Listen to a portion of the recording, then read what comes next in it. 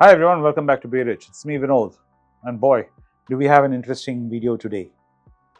Yes, being Saturday, Sunday, markets are not open, and so it gives us some time to reflect on what's been happening in the week. A lot of you have been wondering about what's happened between Elon Musk and Donald Trump, and I thought we will dive into this interesting topic. What is happening between Musk and Trump? Is it really about their egos bashing each other? Or is it about the threat Tesla is facing for its profit engine? I think it's the latter. And I think we should explain this a little bit and then we'll open it up for your opinions by the end of the video. So imagine that you're being given $250 million you've taken and you've spent it to get someone elected, so to get some policies into place, and end of it, you end up in a position where it's going to cost you billions of dollars. That is what has exactly happened to Elon, right? The real story is not about the fighting between the two of them and their egos.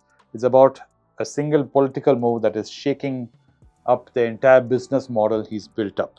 And it's not only shaking up Elon Musk, it's also rattling global supply chains, and it's going to be hammering your portfolios too, in ways you cannot even imagine.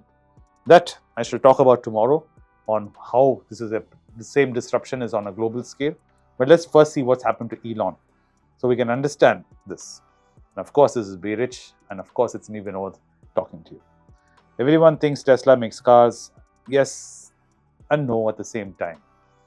There is something which was happening in the US. This was thanks to climate change. So from the time of Obama to now, there has been a fundamental shift happening globally towards understanding that there is some impact human beings are having on climate. There may be various opinions about this, but you cannot deny that we do have the impact on the environment we live in.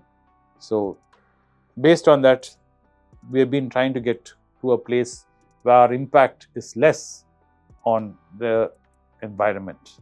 For that, we had climate change policies in place, and government after government in the United States has been encouraging businesses to become more green.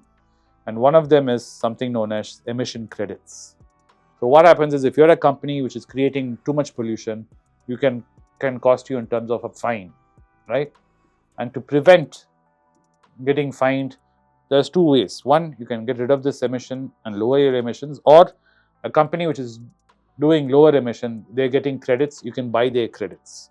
So Tesla, of course, makes clean cars using clean technology. So he racked up a lot of these credits, emission credits, and they in turn were being sold by Elon Musk and Tesla to cushion whatever sales shortfalls he was having in Tesla. So, for example, in the state level and the federal level, right, automakers who failed to meet these targets were able to go to Tesla and buy this, and states were supporting this, like California, and even the United States federal government was supporting this and were helping to finance this whole thing. So the first quarter itself, Tesla had sold $595 million worth in credits, and that is more than the net profit they made that same period. Without this, Tesla would have been in the red, and thanks to this, he's been floating the company. And last year, 39% of Tesla's total income has been this. And since 2015, over $11 billion he's pulled in through credit sales. So, do you say that Tesla sells cars? Yes. But quietly, he's been selling these emission credits under the table, these pink slips, to other polluters, and he's been getting away with it. And he had hoped by electing Trump into the office, he will be able to negotiate himself better things like this, and at least, if not, protect himself further. This has boomeranged on him, and this is why he has been on a war path with Trump, especially this bill, the big beautiful bill. He's not a guy who's into clean energy. He doesn't care about the environment. He doesn't care about anything. He basically is worried about his bottom line, and this is why enters Trump, thanks to Elon. At least Elon thinks so, that it's thanks to him. He's pushed in this bill which at the very heart destroys the very fundamental business he's built. This cushion he's been sitting on is gone. And this is the reason why Elon is furious. And this is why he's saying, I'm going to go on a warpath. And he's fuming. And he's threatening to go after each and every Republican who went and supported this. Because all of them know what a financial cushion this has been for Tesla. And this is one of the reasons the volatility in the Tesla share price has also been.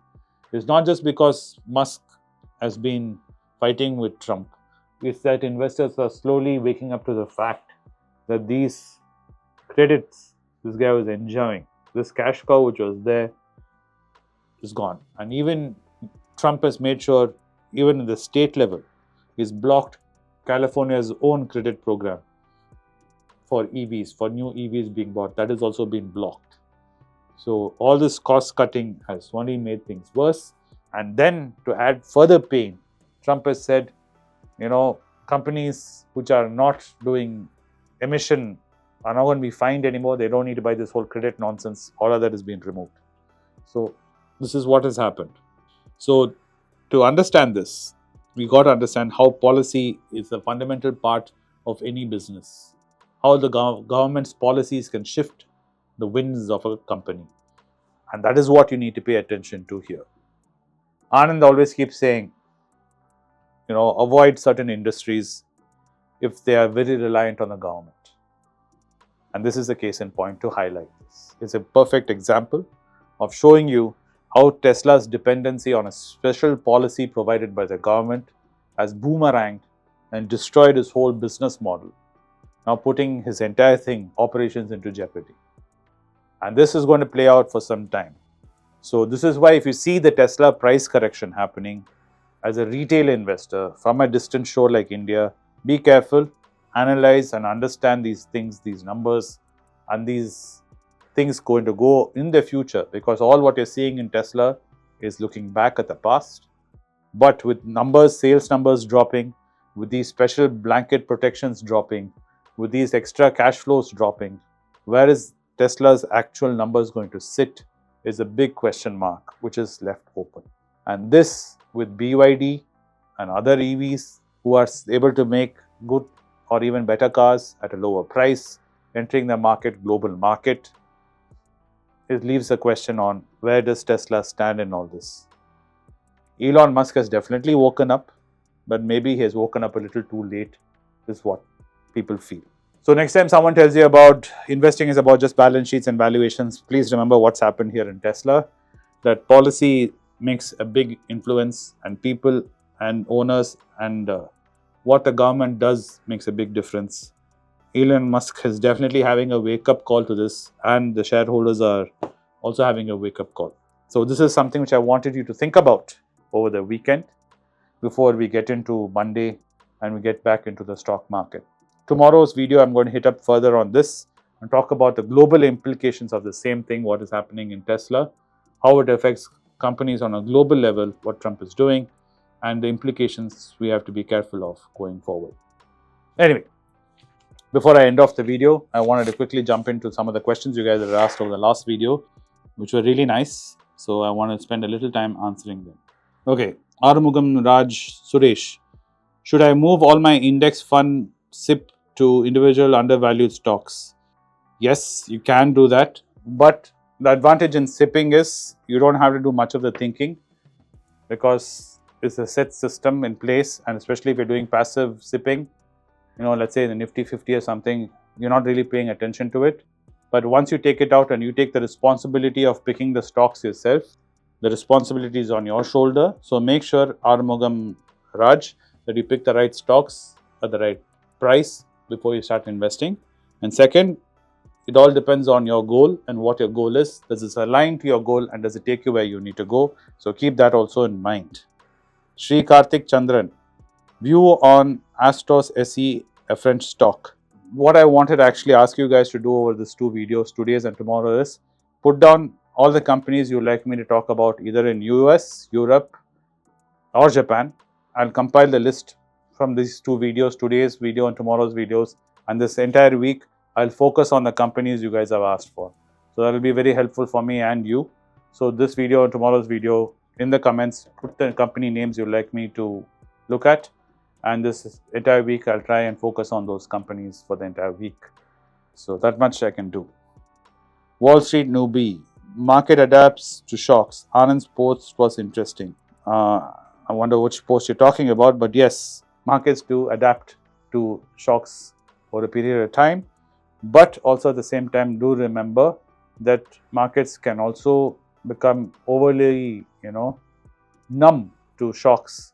Repeatedly, what Trump has been doing, first initially shocked the market, corrections were happening, then it recovered. Now, no matter what he's saying, the market seems to be thinking like shrugging it off, and that's not also a good sign. You always also have to study the underlying what's happening in the market and make sure you're aware of that. Because like I said on the post about the finance minister in UK sitting behind the prime minister and shedding a tear led to a sudden violent movement in the bond market for the sterling, and the prime minister had to come down and calm the market. Things can be rather strange when it comes to the market. All win. 2 5 best books for studying economy. Wealth of Nations is a great book by Adam Smith. Shashwat spoke about that. That's a great book to read. You can read about Basic Economics by Thomas Sowell. That's also a great book. It gives you some clarity. So those are two great books to start with. Of course, Anand's books are also fantastic if it's about investing you're looking at and not economics. Ram Kumar Ramakrishnan 3117.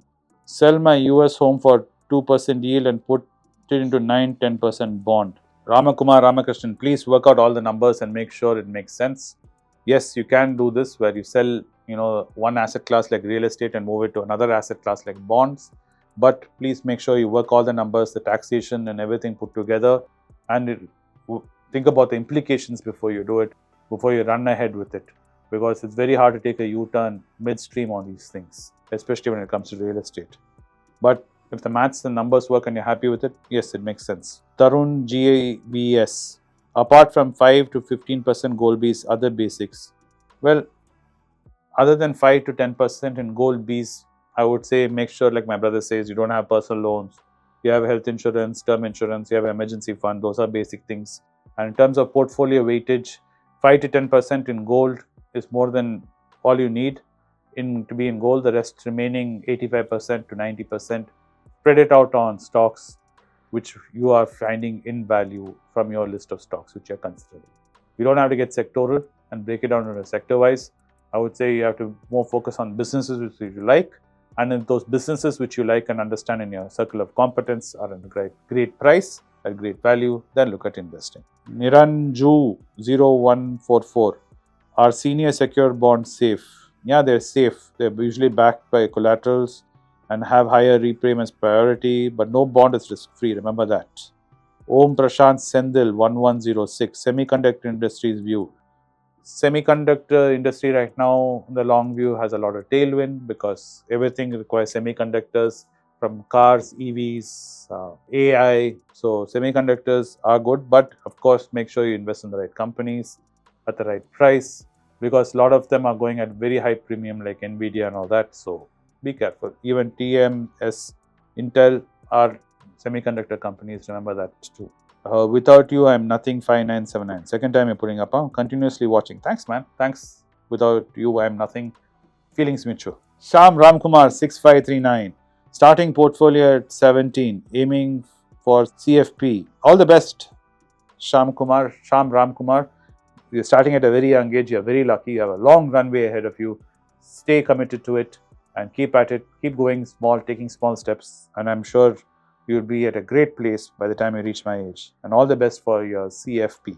Chalakandan 7714. I think you're trolling me, man. But anyway, thanks. I also will try and come on the Tamil channels, what you're trying to say. But I'm glad you're watching me here on Be Rich and you managed to get some time to drop in me a comment or two, though I maybe trolling me too. Anyway, either way, I'm enjoying it. Deepan D82. Honda launching rockets. Should we buy? Yeah, that's not the way you look at it. Okay, you look at the broader spectrum. Honda does a lot of things. They do robotics. They're into even AI, believe it or not. So they're in a lot of things. So study Honda, and if you find value, then buy it. I think Honda is in great value. That too, if you're buying it in Japan. But understand it. Just not because you see some headline. That's noise if you're looking at it. Anyway, that pretty much covers most of the questions for today.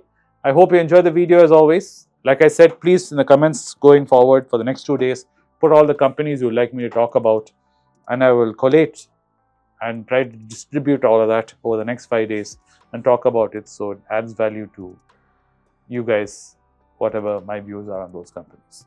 Like I said, make sure they're American, European, or Japanese, or any other companies, but not Indian companies, because I'm really not talking about Indian companies here. If you do put Indian companies, I'll try and talk about it on Instagram. Anyway, thanks for watching Be Rich today. Hope you had a wonderful day or a wonderful evening wherever you are.